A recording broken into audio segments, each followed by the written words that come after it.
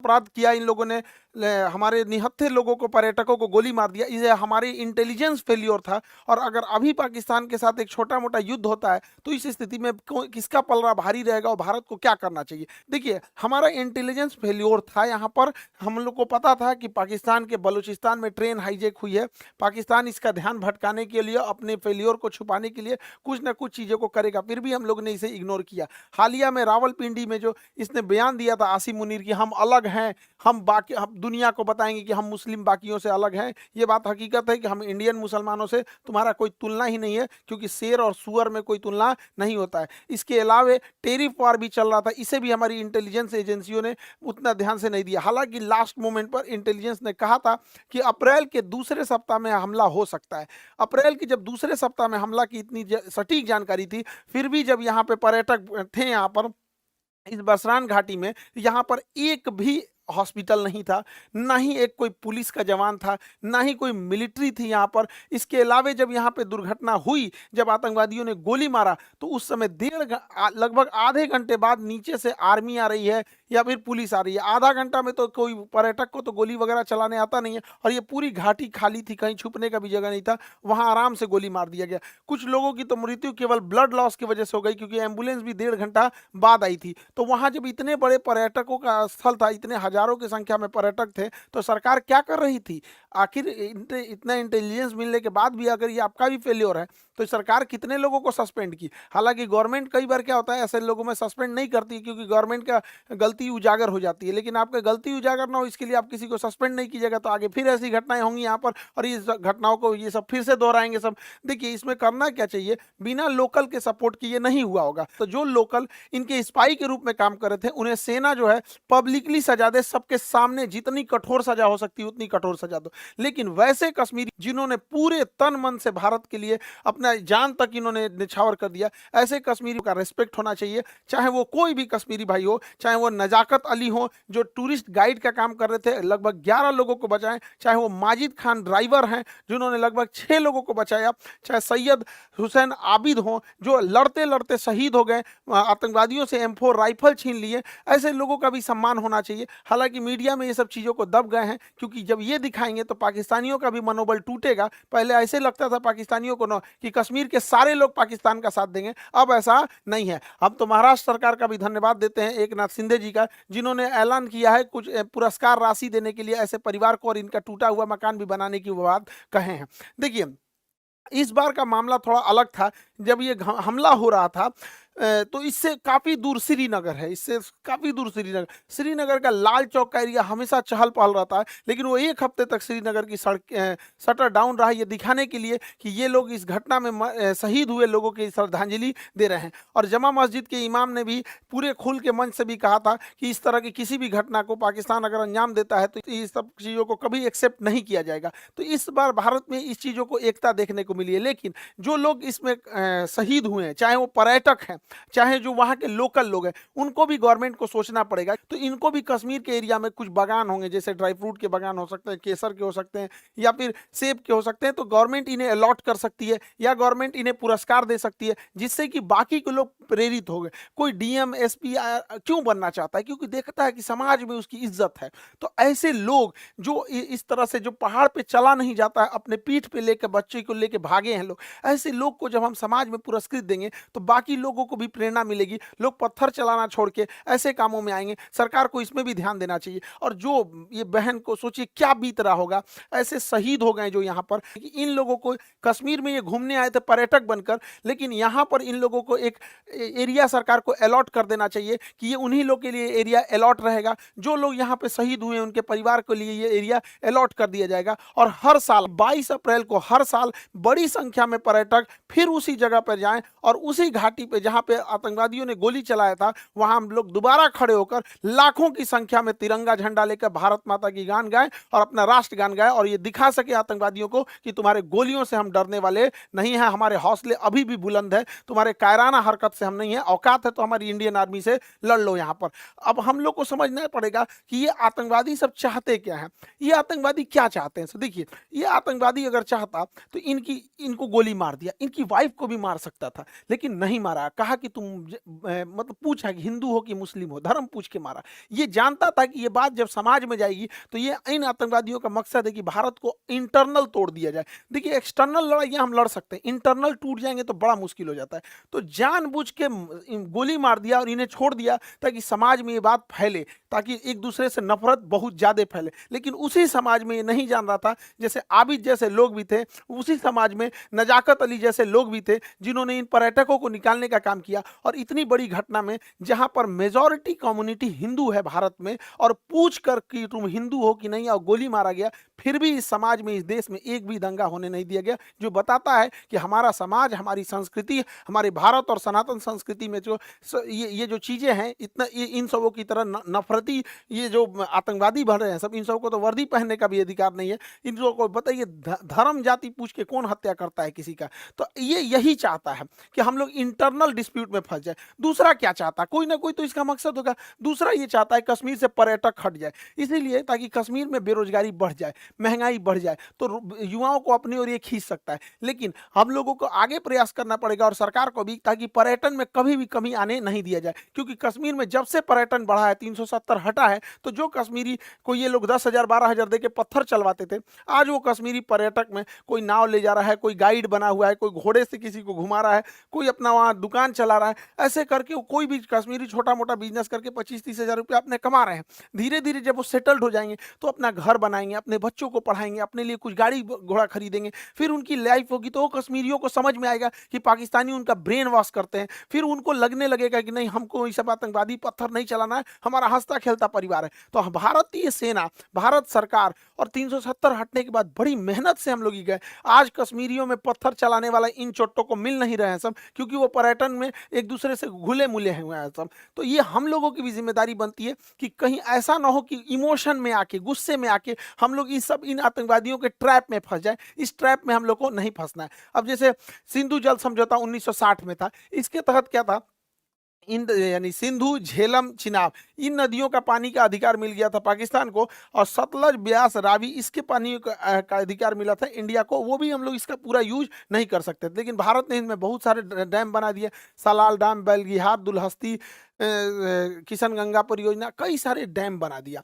अब इसमें इतनी भयानक घटना हुई थी, इसलिए भारत सरकार ने इन डैम के पानियों को रोका। हालांकि हमारे पास अभी फिलहाल पूरा इंफ्रास्ट्रक्चर नहीं है कि पानियों को ज्यादा देर तक होल्ड कर सके, लेकिन अभी क्या है कि 2 महीने बाद धान बोने की टाइम आएगा, और जब हम धान बोते हैं तो धान में ज्यादा पानी चाहिए, उस समय बांध की पानी रोक दे और जो धान की फसल है ये नष्ट हो जाए, धान की फसल नष्ट हो जाए, क्योंकि पानी नहीं मिलेगा तो धान की फसल बर्बाद हो जाएगी। और उस पानी को रोके रखे, और जब ये पानी जाएगा, ठंडी का दिन आएगा, अक्टूबर नवंबर आएगा, तो गेहूं बोने का टाइम आता है, गेहूं को ज्यादा पानी देंगे तब नष्ट हो जाएगा, तो उस समय पनिया छोड़ दे, धान को सुखा के मुआ दे, गेहूं को भिगा के खत्म कर दे। इन भिकमंगों को जब आटा खरीदेगा 600 रुपये किलो, तब समझ में आएगा कैसे तड़पा तड़पा के। देखिए हमारे मासूम जनता, मासूम लोगों को गोली मारे हैं सब। जो पर्यटक थे इन्होंने कोई गलती नहीं किया तो उन्हें मारे थे सब यहाँ पर। इसलिए हम लोगों का भी ये कर्तव्य बनता है कि सूद समेत उनको लौटा दिया जाए। बच्चा बच्चा पूछे कि अब्बा, पापा, मम्मी, आटा इतना महंगा क्यों हो गया, तब समझ जाएगा कि पानी रोक दिया है भारत वहां पर। ये करना चाहिए। और यहाँ पर बांध का इंफ्रास्ट्रक्चर बना के इन बांध को रेगिस्तान में, राजस्थान के थार मरुस्थल में इंदिरा गांधी के पैरेलल कई नहरें बना के रेगिस्तानी एरिया में भर देना चाहिए। यहाँ के रेगिस्तान में रहने वाले लोगों को पानी की बहुत किल्लत होती है, तो हम ये पानी अपने दुश्मन देश को क्यों दे, जब हमारे पास इंफ्रास्ट्रक्चर यहाँ, हालांकि हमारे पास अभी इतना इंफ्रास्ट्रक्चर नहीं है, लेकिन ये लॉन्ग टाइम है, रेगिस्तान में हम लोग को इन पानियों को भेज देना चाहिए। और जो भी पानी जो यहाँ पाकिस्तान जा रहा है उसको जब हम इधर डाइवर्ट करेंगे तो इस एरिया में, पंजाब और राजस्थान की इस एरिया में जो कागज उद्योग है, लुगदी उद्योग है, कार्टून बनता है, कागज बनता है, ये सब में सबसे ज्यादा पानी की खपत होती है। 2014 यूपीएससी में क्वेश्चन पूछा था कि सबसे ज्यादा पानी की खपत किसमें होती है, कागज एवं लुगदी उद्योग, ऑप्शन बी पे लिखा हुआ था। तो इस एरिया में कागज वगैरह का उद्योग डालना चाहिए जिसमें पानी की हैवी खपत है, वैसे एरिया में नहीं डालना चाहिए जहाँ पानी कम है। हालांकि यहाँ पर हम लोग उतना इंफ्रास्ट्रक्चर नहीं बना है, वरना इन पानियों को हम लोग दिल्ली की ओर भी मोड़ सकते हैं। वो मोड़ने के लिए जो सिस्टम आता है उसे एक्वाडक्ट कहते हैं। ये देखिए ये एक्वाडक्ट है, ये एक्वाडक्ट के रास्ते हम पानी को मोड़ सकते हैं। और एक्वाडक्ट के रास्ते अगर हम दिल्ली यमुना में ले आ दें और यमुना में तेज गति से छोड़ दें तो यमुना नदी में जो गंदगी की समस्या है वो तेज बहाव के कारण बह जाएगा और आगे एक लोहे की जाली लगा दे जिससे कि जो प्लास्टिक है, कूड़े करकट है, उसे हम रोका जा सकता है और पूरा का पूरा पानी साफ हो जाएगा। यमुना साफ के लिए देख रहे थे, यमुना साफ करने के लिए जोड़ देंगे नदियों को तो यमुना आराम से साफ हो जाएगी, बहाव के साथ आगे बढ़ जाएगी यमुना नदी। पाकिस्तानी सेना सोचती है कि छोटा मोटा एयर स्ट्राइक टाइप की कोई घटना हो जाए जिससे कि पाकिस्तानी सेना का जो जनरल है आसिम मुनीर वो अपने आप को रेलेवेंट दिखा सके कि हमारी कितनी जरूरत है, वो पाकिस्तान को कितना बचा के रखा है। लेकिन भारत को यहाँ इजराइल जैसे सोचने की जरूरत है, यदि एक भी हमला हो तो बड़ा सटीक हो, पाकिस्तान की कमर तोड़ दिया जाए।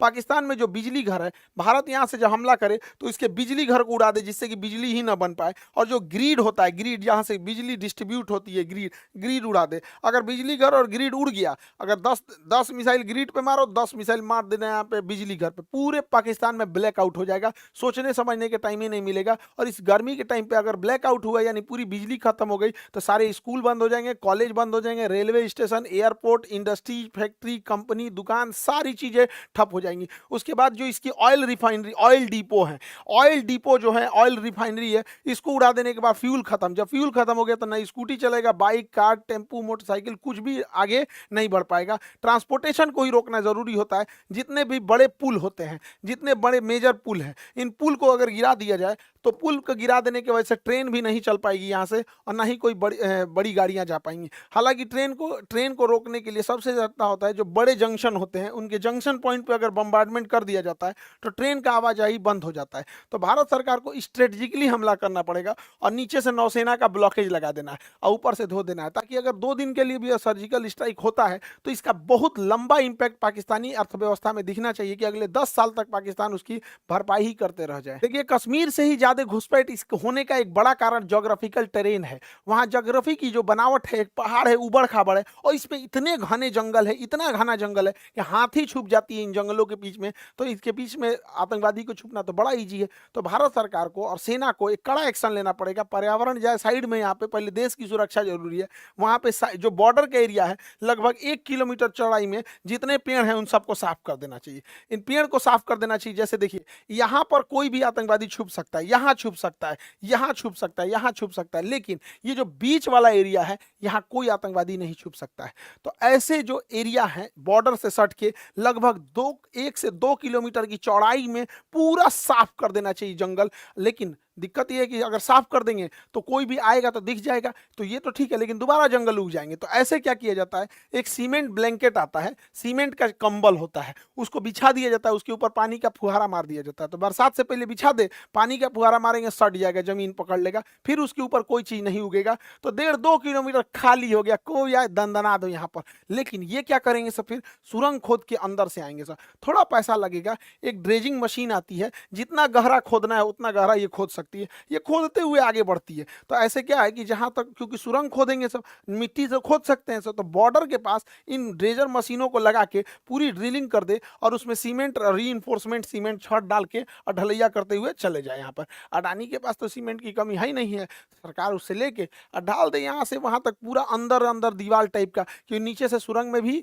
नहीं आ सकता। इससे क्या है कि थोड़े बहुत तक तो हम लोग रोक सकते हैं, ऐसा नहीं है कि कहीं से भी सुरंग खोद के वो आ सकता है। उधर पाकिस्तान का प्रधानमंत्री कहता है कि पानी रोक देने को एक्ट ऑफ वार कहते हैं। अरे बैल कहीं का, रोकने से पहले हमको ही पता था, तुम कौन सी एक्ट ऑफ वार करेगा। 71 में हम लोग मारे थे तुमको, 93,000 फौज छोड़ के गए थे। आइए तुम्हारा नया ये है, ये छर्रा को देखिए यहाँ पे, ये उसका पाकिस्तान का नया छर्रा है। ये कह रहा है कि हमसे बिना पूछे पानी रोका गया है, या तो पानी आएगा या तो वहां से नदियां, खून की नदियां आएंगी। सोचरा तू नहीं, तोरा पिए का पानी घटल है, अगर यहाँ से खून का नदी बहेगा यहाँ पे, पकलोल कहीं का। इस छर्रा को क्या बुझा रहा है, जुमा 8 दिन हुआ इसको राजनीति में हुए। एक यूरोपीय मीडिया हाउस ने पाकिस्तान के रक्षा मंत्री का इंटरव्यू लिया और कहा कि आप लोग तो आतंकवाद को बढ़ावा देते हैं, आतंकवाद का संरक्षण करते हैं, भारत में आतंकवाद भेजते हैं। तो ये बुढ़वा कह रहा है, हाँ हम भेजते हैं, 3 दशक से भेज रहे हैं, 30 साल से, और अमेरिका के और यूरोप पे कहने पर भेज रहे हैं।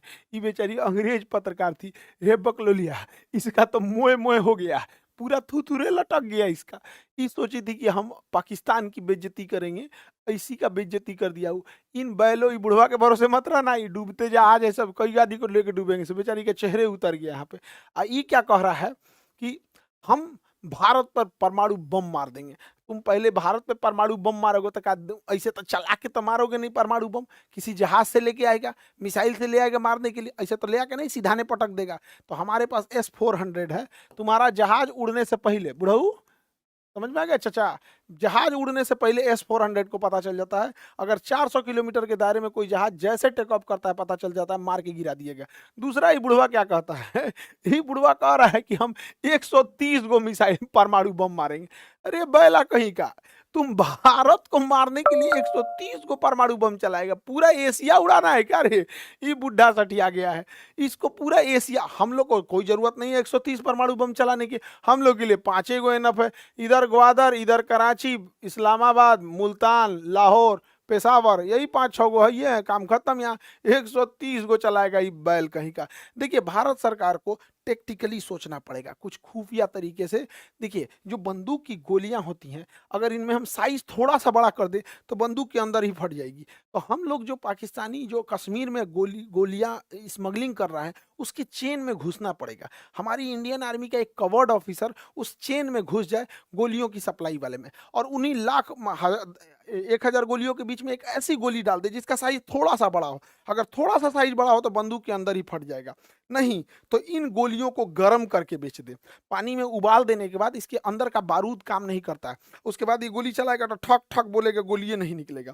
तो धीरे धीरे धीरे धीरे कैसे नकली नोट मार्केट में आ जाता है तो पता नहीं चलता है। उसी तरह नकली गोलियां पहुंचा देना है, जो साइज में बड़ी हो तो बंदूक फाड़ देगी, नहीं तो उबला हुआ रहेगा। पानी में उबाल देंगे, उसके बाद सुखा देंगे तो पता कौन चीज चलेगा कि अंदर का बारूद काम नहीं कर रहा है। 1,000 के बीच में से 100 गो गोली ऐसे ही ना निकाल दे तो ये हो जाएगा। लेकिन हम तो कहते हैं सरकार से कि एक छोटे साइज का नैनो चिप बनाइए, माइक्रो चिप बनाइए, जो जीपीएस सिग्नल दे सके, जीपीएस सिग्नल दे सके, और इन बंदूक के पीछे बट में या कहीं पे भी उसको इंस्टॉल कर दे। उस जीपीएस सिग्नल देने वाले को जहां भी इंजीनियर देखे सब कोई सुटेबल जगह, उसके जगह पे उसको इंस्टॉल कर दे, और स्मगलर के थ्रू, अपने ही स्पाई खुफिया एजेंसी के थ्रू उन आतंकवादियों में बंटवा दे राइफल। अब ये ससुरा राइफलवा में जीपीएस लगल है, अभी जहां जहां आतंकवादी जाएगा सब ना, वो जीपीएस ट्रैक करते रहेगा। इनको मारना नहीं है, बाप रे बाप, मारना नहीं है, पकड़ा जाएंगे सभी सब। ये जहां जहां घुसेगा, कहाँ रुका है, किसके यहाँ रुका है, नाश्ता के टाइम कहाँ था, रात में कहाँ था, खाना के टाइम कहाँ था, बंदूक चलाने कहाँ गया है, बॉर्डर पार किया है कि नहीं, कहाँ नहीं किया। ऐसा ऐसा अगर हम लोग 100 गो बंदूक हिला दिए लोग ना, राइफल हिला दिए लोग ना, 6 महीना तक इन राइफल वालों को मारना ही नहीं है। 6 महीना तक सारी जानकारी हम लोग को मिल जाएगी यहाँ पे। तो हम तो कहते हैं कि भैया थोड़ा सा खुफिया तरीका से सोचना पड़ेगा, खतरनाक तरीका से। शराफत से भी लड़ना है, सामने से भी लड़ना है, और खतरनाक बुद्धि से भी लड़ना है। तब जाके इन हम अपने कश्मीर को शांत रख पाएंगे। कश्मीर हमारे लिए माथे का मुकुट है, उसके लिए हमें जो करना पड़ेगा हम वो करेंगे। आप क्या सोचते हैं इसके बारे में? क्या इसके अंदर जीपीएस लगाना चाहिए, या फिर बंदूक की गोली का साइज बढ़ा के, या फिर उबाल के गोलियों को सप्लाई करना चाहिए कि नहीं, ताकि उन लोगों के जो मनोबल है, उनके मानसिकता पे हम जीत सके? आगे हम आपको अगले वीडियो में मिलेंगे। जय हिंद।